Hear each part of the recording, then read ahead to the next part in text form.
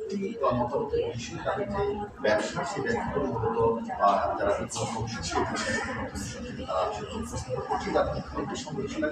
এবং জিবির মাধ্যমে যে শুরু হয়েছিল আজকে তার তৃতীয় দশা সেই বৈঠকে আছে বাকি বাকি যে তিনটি রাজনৈতিক দল বিশেষ করে ইউরোপিয়ান এই তিনটি দলের সঙ্গে মূলত আজকে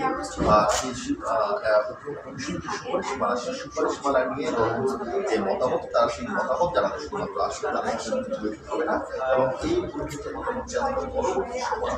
এরপর